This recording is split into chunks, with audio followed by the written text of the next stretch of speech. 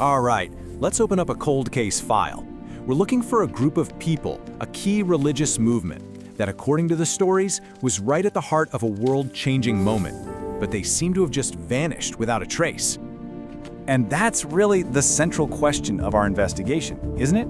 It's a real head-scratcher. How can a major force in history leave behind, well, nothing? So let's head to the scene of the crime and see what the evidence tells us. And what a scene it is. I mean, we're talking about thousands upon thousands of clues. Graffiti, really, carved into rocks by pretty much everyone who passed through. Travelers, nomads, you name it. And these aren't just doodles. They tell us who these people prayed to, what they believed, what was on their minds. And just look at what we find in this inventory. You've got Christian crosses all over the place, a clear public statement of faith. You find Jewish menorahs. You find prayers to all sorts of pagan gods. You even find mentions of a high god, Allah. It's clear this was a really vibrant and vocal place, and people were not shy about their beliefs. It's like everyone signed the guest book, you know? They all left their mark. But when we look for the signature of this one very important group, the page is just blank. The file is completely empty. So here's the big problem. Islamic tradition tells us about the hanifs. These were supposedly native Arab monotheists who had rejected idols long before the Prophet Muhammad. Now, if they were a real significant movement, especially in a place like Mecca, wouldn't they have left something, anything?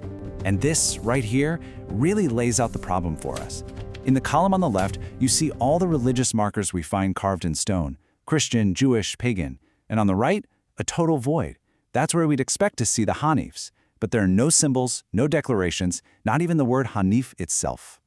Which brings us to our most important piece of evidence in this entire case. This number, 0.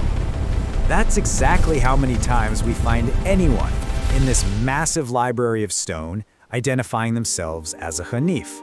Not once. It's a complete and total archaeological silence. So let's bring in our lead detective on this case, the historian Robert Hoyland. He's an expert in these inscriptions, and his assessment is pretty blunt. This isn't just a lack of evidence. The absence is the evidence. The silence is, as he puts it, deafening. So how do we explain this? Well, this is where the investigation takes a fascinating turn. This total lack of evidence has led scholars like Hoyland to a really compelling theory. What if we've been looking for the wrong thing entirely?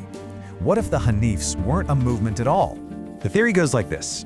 If hanifs existed, they were more like solitary spiritual seekers.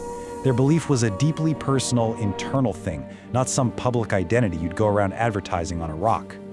Think individuals, not an organization. And that, right there, would perfectly explain the complete lack of a paper trail. Okay, so maybe we've closed one line of inquiry. We have a good theory for why they were silent in the archaeological record. But that just opens up another, maybe even more interesting question. If they were so private, if they left no mark, then where did all these powerful, detailed stories about them actually come from? So you see, solving the mystery of the rocks only makes the mystery of the stories that much deeper. The archaeological silence has an explanation, sure, but that leaves us with an even bigger question mark about where the whole narrative of the hanifs originated in the first place. And that's exactly the question we tackle in our full explainer. Were the hanifs these lone mystics, or is there another explanation for their incredible story? To continue the investigation with us and to see our other explainers, go ahead and click the link.